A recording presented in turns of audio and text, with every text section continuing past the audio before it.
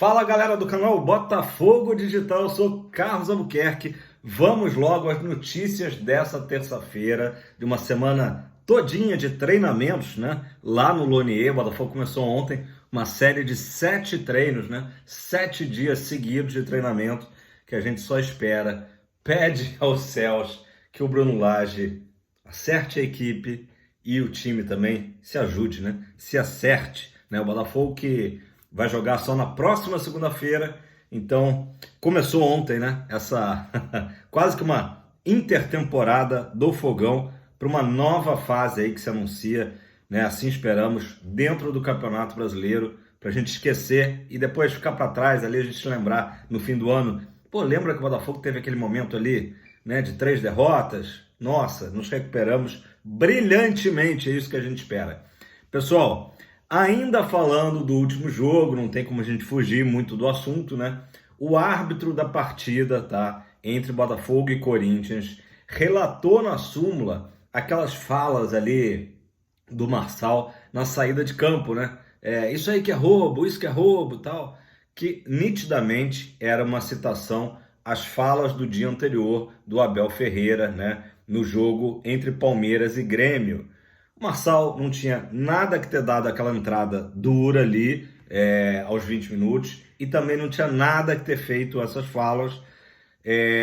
Porém, causa um certo estranhamento o fato do árbitro ter recorrido, né, à reportagem da TV. Quer dizer, é óbvio que ele não viu o Marçal saindo de campo e falando aquilo, mas isso aí foi trazido no blog do Mansell, tá? Justamente que abre-se um precedente perigoso, né, da questão do árbitro levar à súmula uma coisa que aconteceu ali, que só foi visto por quem estava em casa acompanhando a partida pela televisão, né? O blog do Mansell até cita, daqui a pouco vão criar um grupo do WhatsApp ali entre os árbitros, fica mais fácil deles se comunicarem, olha, pareceu tal coisa, né? A televisão mostrou isso, né? Complicado. De qualquer maneira, a gente sabe que aquelas falas do Marçal já seriam levadas, né, a julgamento quando o Marçal for julgado pela expulsão. Isso aí já entraria, mas o fato de já entrar na súmula é realmente, no mínimo, estranho, né? Complicado, complicado. Falando ainda em arbitragem, em VAR, né? O único jogo de ontem do campeonato foi a vitória do Vasco ali no final da partida, né, contra o América Mineiro, lá no Independência, gol do Jair, um gol salvador, né? O Vasco que não jogou bem, não fez uma boa partida, e era um jogo muito importante, né? Aquele confronto de 6 pontos da galera que está ali na zona, né? O Vasco conseguiu sair da zona depois de 18 rodadas, conseguiu dar um respiro, mas teve polêmica sim. Teve, olha, reclamação dos dirigentes do América Mineiro contra a arbitragem. Eu vi jogador também do América Mineiro, né, tentando ali, cuidando com as palavras para não, né, não tomar um gancho, mas também falando de que não deixariam o Vasco ser rebaixado, né? E eu acho que um lance ali principal, né? Pelo que eu vi, eu não vi o jogo todo, eu vi lances.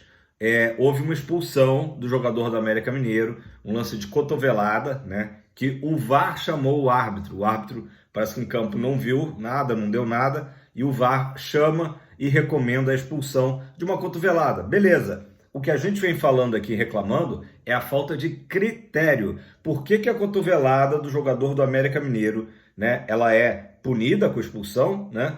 E as cotoveladas, no plural, do Bruno Henrique não são punidas, né? O Bruno Henrique, por ser um grande jogador, né, que ele tem direito a dar cotoveladas, né, à torta e à direita, né? Então é isso que a gente não entende. No jogo, a gente volta lá, vamos revisitar, porque não é chororô, né? O chororô que a gente viu foi do próprio Bruno Henrique, né, no jogo de domingo. Isso é o chororô. O que a gente tem que revisitar e tem que sempre falar quando vê um lance como esse do América Mineiro e Vasco por que o senhor Rafael Claus só deu um amarelo em 2 lances de cotovelada do Bruno Henrique? E pior, por que o VAR daquela partida não chamou o Rafael Claus para analisar melhor e ver se não era caso de expulsão? Então, essas são, né, as ponderações que têm que ser feitas, não é choro, tá?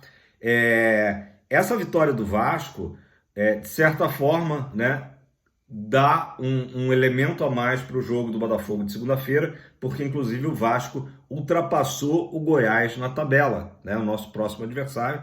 O Vasco deu um salto ali, né? Deu um respiro. Para vocês terem uma ideia, o Vasco acho que chega a 26 pontos e o São Paulo, campeão da Copa do Brasil, tem 28.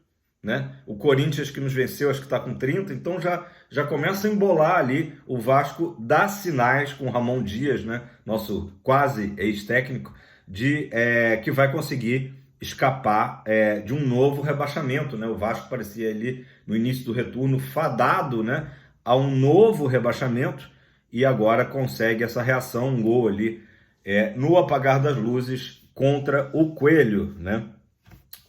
Enfim, então é importante a gente trazer esses elementos porque a reclamação do Botafogo, de outros clubes também no campeonato, agora o da vez é o América Mineiro, é o critério, né? O critério. De repente o VAR poderia ter chamado o Klaus no clássico entre Botafogo e Flamengo e o Klaus ter visto, não, foi a cotovelada, foi sem querer, abriu o braço para se equilibrar, né? Mas nem ter chamado mostra de fato uma discrepância ali, né? A gente não quer acreditar em favorecimento ao Flamengo, né? A gente parte sempre do princípio de que a arbitragem, né, ela é que nem aquele símbolo da justiça, né? É cega, mas é estranho, né? Ontem, por acaso, apareceu para mim no Instagram também aquele lance do primeiro turno entre Botafogo e Flamengo, no caso ali era Flamengo e Botafogo, no Maracanã, de uma entrada violentíssima, acho que se não me engano, em cima do Di Plácido. Comenta aí embaixo, acho que foi em cima do Di Plácido. E que também o lance passou batido pelo VAR. Uma entrada que é certeza para expulsão. Então, assim, o árbitro erra em campo ao não expulsar o jogador do Flamengo e o VAR erra ao não chamar, né, o juiz. Juizão, vem cá, dá uma olhada. Como é que o cara dá uma entrada dessa para quebrar, né? E fica por isso mesmo, né? Então, a gente vê aí o Flamengo nas duas partidas, né? É porque no primeiro turno o Botafogo venceu, então fica um pouco mais ali esquecido, digamos assim, os erros de arbitragem, né? Pessoal, vamos lá. Botei até na thumb aí, né? A torcida do Botafogo abraçando o time mais uma vez, dando uma demonstração, mais uma nessa temporada, de que está fechada com o time, de que está acreditando, de que... E você mostra que você está apoiando, não é quando está ganhando só, né? É linda a festa nas vitórias, mas é legal justamente a torcida mostrar que está junto nos momentos difíceis, né? Não é só a gente cantar, né? Então, assim, a torcida do Botafogo dando um show, né? Um show. Eu falei ontem aqui da derrota do dia 30 de agosto contra o Defensa e Justiça e na madrugada já tinha ali 300 torcedores do Botafogo no Galeão para receber os jogadores e abraçá-los, né? Então, quando chegar o final do ano, uma das coisas muito importantes da gente falar dessa campanha foi o quanto que a torcida do Botafogo abraçou esse time. Inclusive ontem surgiu, né, uma ideia que eu achei bem legal, não sei se vai ser concretizada, não sei se o Bruno Lage vai acolher essa ideia, se o Botafogo vai acolher, né? Também o Lage não tem todo esse poderio de se fazer um treino aberto no Newton Santos, né? De repente fosse no sábado, já que o jogo é segunda-feira, fazer um treino aberto ali sábado de manhã, né? Óbvio que o time antes faria aquele treino fechado, né? Para não ter ali espiões, e depois uma coisa mais descontraída para ser acarinhado pela torcida nesse momento tão importante. Surgiu essa ideia, vamos ver se ela vai acontecer, né?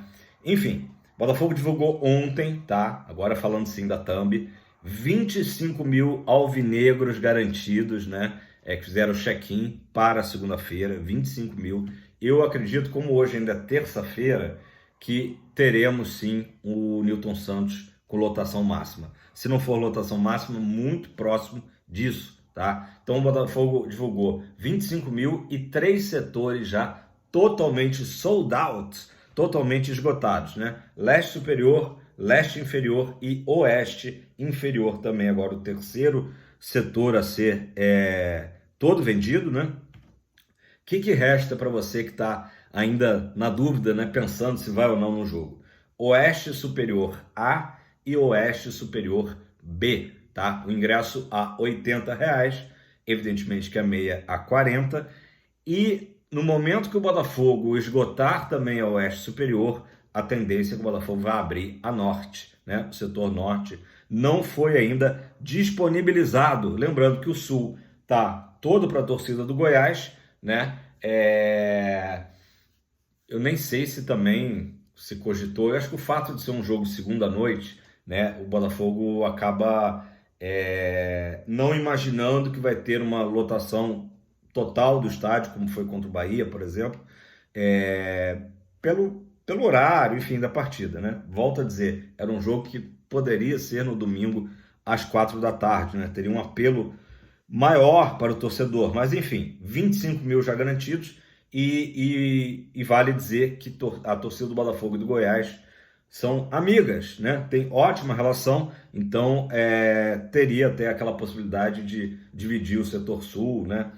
Mas talvez não seja necessário, né? Vamos acompanhar. Pessoal, se você está interessado, não costuma ir nos jogos do Botafogo, né? Mas está vendo que esse é o momento de apoiar o time, né? Nessa retomada, né? Só para lembrar, botafogo.com.br/ingresso. Assim você consegue adquirir o seu ingresso.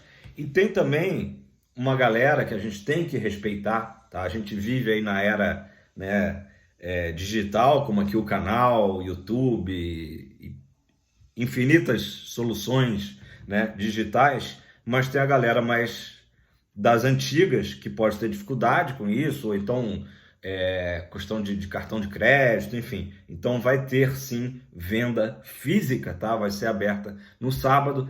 Sábado, domingo e segunda vai ter venda física na bilheteria da Oeste do Newton Santos, das 9 da manhã às 17 horas, tá? Então aquele horário comercial para quem quiser adquirir o ingresso, né, físico, a moda antiga, tá? E para quem é moderninho, brincadeira, para todo botafoguense que quiser ali ter uma experiência premium, né, diferenciada, lembrando que já está funcionando desde o jogo com o Flamengo o camarote Fire Zone. O que é o camarote Fire Zone?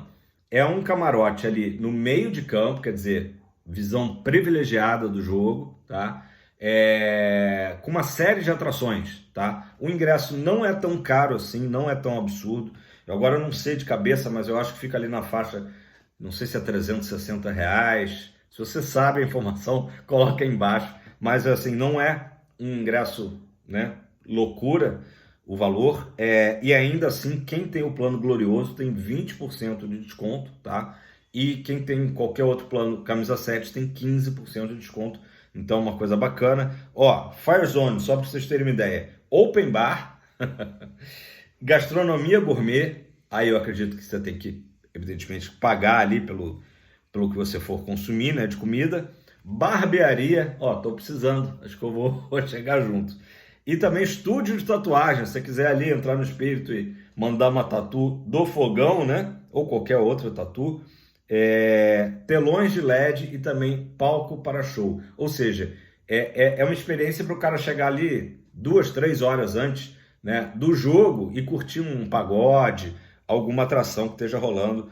Muito bacana o camarote Fire Zone, o Botafogo entrando naquela vibe, né, de que o jogo é toda uma experiência, né, uma coisa bem estilo americana, né, de não ser só um jogo de futebol, né? Você ir pela experiência, bacana.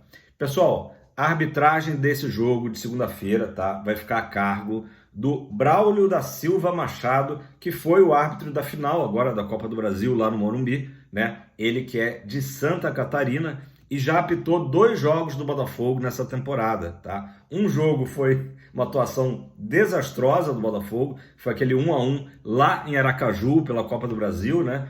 Lá em Sergipe. O Braulio, inclusive, foi muito criticado na época pelo pessoal do Sergipe, que achou que ele deu muito acréscimo e tal, enfim. E também ele foi o árbitro do clássico contra o Fluminense, 1-0 para o Fogão, pela 7ª rodada do Brasileirão.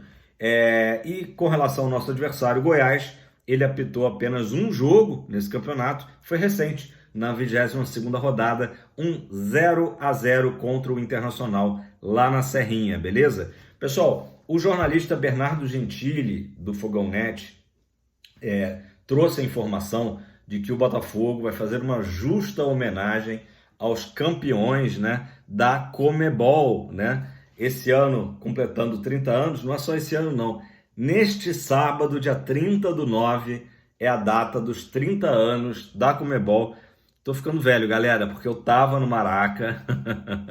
Vamos ver se vocês estão bons de matemática. Eu tenho 50 anos. Há 30 anos, quantos anos eu tinha?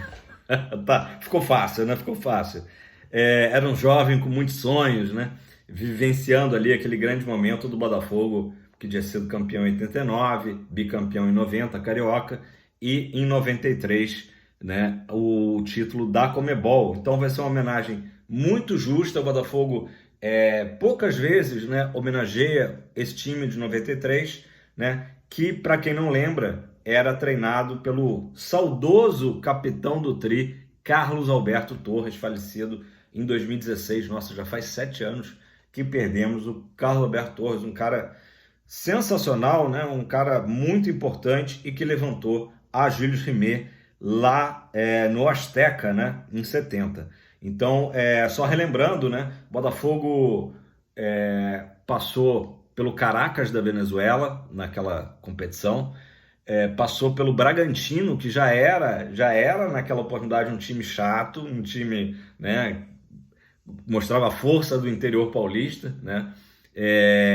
E pelo Galo, pelo Atlético Mineiro nas semifinais. Na final pegou o Penharol, empate 1-1 lá em Montevidéu e 2-2 no Maracanã. Pelo que eu lembro, o Botafogo estava ganhando de 2-1 até o final e acabar. O Penharol fez um gol no finzinho e forçou a ida para os pênaltis, que acabou revelando um herói, né? Que foi o goleiro Bacana, que fez duas defesas, né? Nessa decisão por pênalti. E também quem estará, né? Todo mundo, o Botafogo está contactando todos os jogadores campeões, né? E também um cara que era um símbolo daquele time, que foi artilheiro, inclusive, da competição, o Simval, grande jogador daquela temporada, daquele título, né? Então, mais uma atração aí para quem vai ao jogo, né? Na segunda-feira, prestar justa homenagem ao time campeão sul-americano, né, em 1993. Beleza. Pessoal, para fechar aqui, duas noticiazinhas aqui em relação à valorização de jogadores, né? A primeira é o Herisson, né? Lembram do El Toro? Ele está meio sumido porque ele está na reserva lá do São Paulo e estava muito às voltas ali com contusões, né? Com lesões esse ano, fez só 2 gols, né? Jogou muito pouco, fez 2 gols, né? E o Herisson, ele está emprestado até o final do ano para o São Paulo. Naturalmente foi campeão agora da Copa do Brasil, né? Por estar no elenco. E tem o passe fixado, tá? Em 2 milhões de dólares, caso o São Paulo queira permanecer com o jogador, o que daria cerca de 10 milhões de reais. Só que desses 10 milhões de reais, o Botafogo tem direito a 60%, tá? 6 milhões seria a parte do Botafogo, os outros 40% dividem ali mais ou menos entre o próprio Herisson e o 15 de Piracicaba, que é a equipe de onde ele veio, né? Da onde o Botafogo contratou, né? Por hora, o São Paulo ainda não manifestou se vai fazer valer, né, o direito de compra do jogador. Só para contextualizar, diferente da situação do Caio Paulista, por exemplo, né, que foi destaque aí, um dos destaques do tricolor paulista, e que o São Paulo já sinalizou ao Fluminense que vai comprar o Caio Paulista, que é um bom jogador. Eu me lembro dele, acho que no Avaí, né, antes de ir para o Fluminense, já despontava bem. Agora, um jogador do Botafogo que está em alta no mercado, né, é o Lucas Perry. Por quê? O Lucas Perry já vem fazendo um grande campeonato. O que mudou recentemente? Mudou que o Diniz convocou ele novamente para as eliminatórias, e isso, mesmo ele não jogando, a gente sabe que o Lucas Perry não é a primeira opção do gol da seleção, mas já naturalmente valoriza o passe dele, né? A gente sabe que o Textor quer a permanência do Lucas Perry no grupo da Eagle Holding. Ficar no Botafogo, eu estaria iludindo o torcedor se chegasse aqui e falasse, olha, o Perry vai seguir no Botafogo ano que vem. Muito difícil, improvável, né? Mas o Textor quer cobrir qualquer proposta que surja para que ele, de fato, fique na Eagle Holding, né? Provavelmente o Lyon, o destino do Perry, mas aqueles 8 milhões de euros em que se falava até um mês atrás, o Botafogo já começa a trabalhar ali, talvez com um número de 10 milhões de euros, que hoje daria mais de 52 milhões de reais, tá? Por conta das convocações para a seleção brasileira, para as eliminatórias, né? E a gente sabe que a eliminatória, pela FIFA mesmo, já é Copa do Mundo, já é considerada Copa do Mundo. Então, não deixa de ser uma boa notícia saber que o nosso Lucas Perry, infelizmente, tudo indica que sairá, mas representará mais grana para os cofres alvinegros. Beleza, pessoal? Já vai dar 21 minutos, então, novamente, estou muito feliz que a torcida do Botafogo está entendendo o momento, né, que é de apoiar o time. Venceremos o jogo contra o Goiás na segunda-feira, né? Imagina, a gente fica, né, viajando, assim, pensando, poxa, imagina o Botafogo vence, não precisa nem golear, 2-0, gols de Tiquinho, né? 2 gols de Tiquinho, vamos dizer assim, né? Essa torcida vai enlouquecer de novo e a gente vai esquecer o que passou aí das 3 derrotas, beleza? Dá aquele like, compartilha esse vídeo. Se você não é inscrito, se inscreva. Estamos rumo aí aos 6 mil, né, inscritos. E é muito importante que você prestigie para que o YouTube entenda que esse é um conteúdo de qualidade e apresente o canal Botafogo Digital para mais irmãos de camisa alvinegros, beleza? Tamo junto, aquele abraço, seremos!